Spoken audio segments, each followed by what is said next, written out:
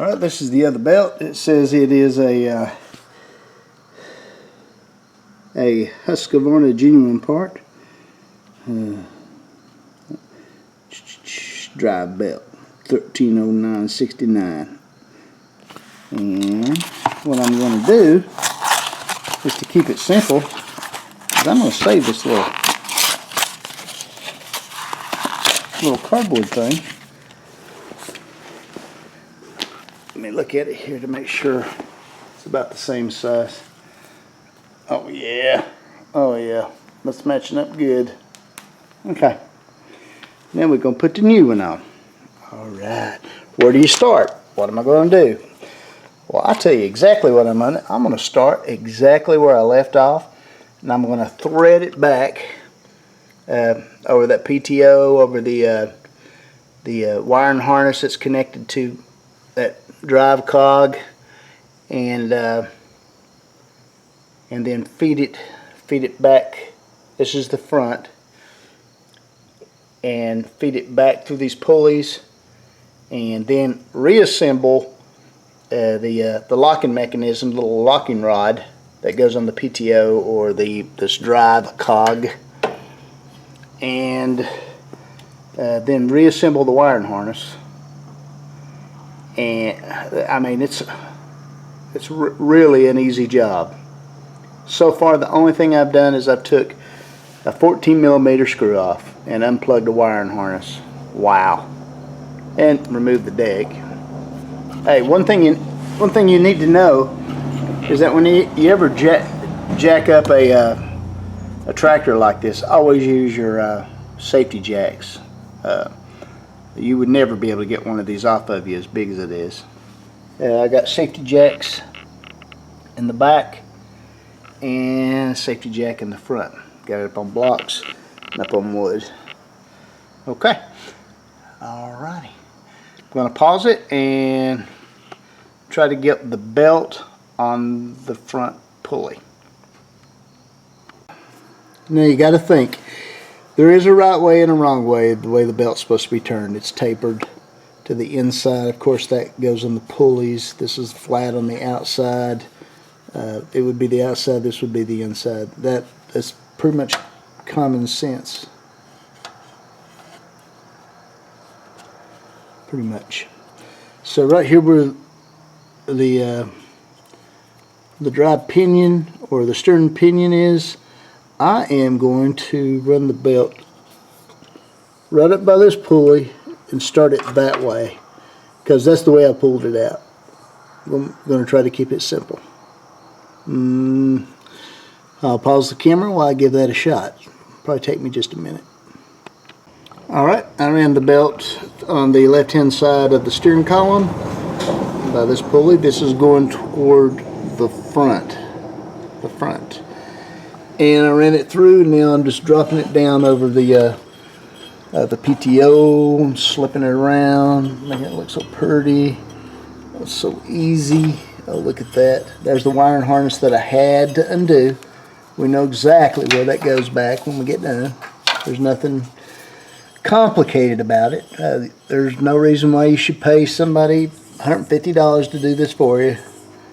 It's a little bit time consuming, yeah, but a little bit rewarding too.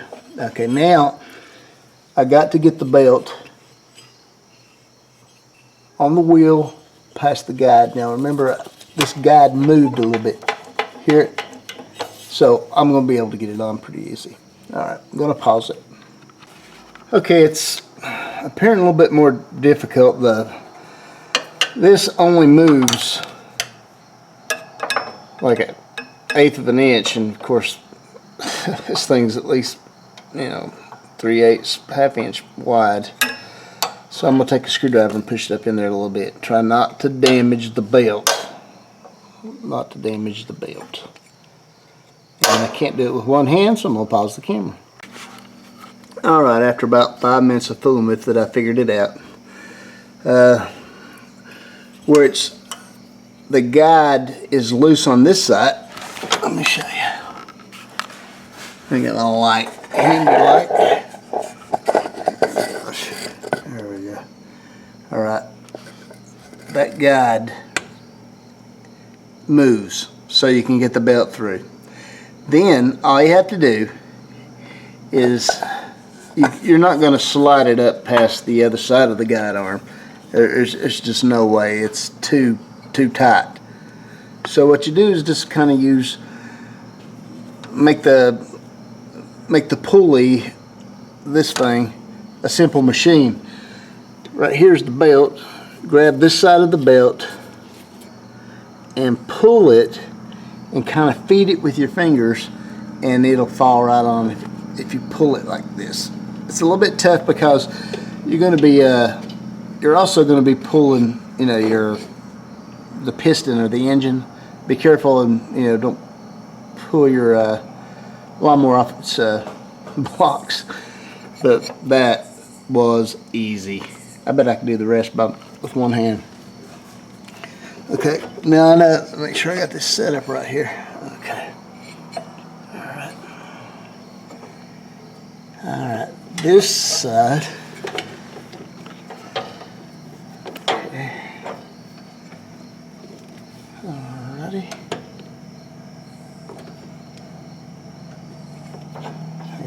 Oh yeah, okay. Well, these little clips make it easy. They just kind of just fit down in there like that.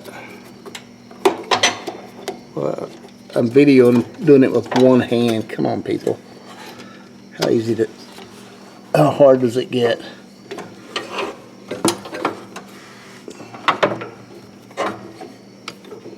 Now I've got it laying on top of the fan. Be careful, don't damage your fan. I'm looking at the belts right now. This one here is, if you see this, this is another one of those belt guides. It's easy to slip up in there. Maybe I hope this wheel or cogs are not damaged, but slipped almost too easy. Now all we got to do is feed it over the fan, and we have attached the belt. We just have to rewire the wiring harness that's hanging down over here. You got to redo this, back up through there, and put on the wheel or the PTO lock, that little bar. We'll do that here in a minute. Okay.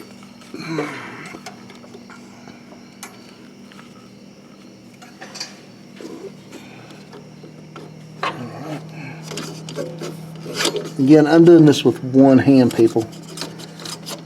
I don't want to damage my fan, so I'm going to kind of, let's see here.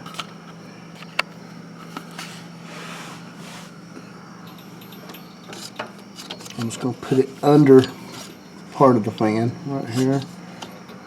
Try not to damage the wheel, so I'm going to turn it. Basically, it's feeding the belt for me. Don't break it. There we go. Come on.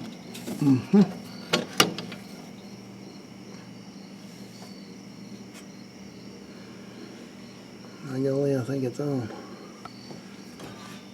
And of course you got a guide here and a guide here. You know, it seems like John Deere,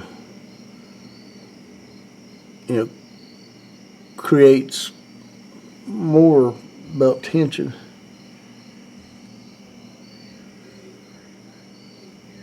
Alright, I'm going to have to inspect everything. It's off a lot of slack. Be right back. Okay, I'm back at the front, and I've fed the wiring harness from the cog or PTO back up here. I'm going to plug it up, and I'm going to reinstall this 14mm bolt and that locking rod. It goes right here. Of course, I gotta get under it and look, make sure I get this right.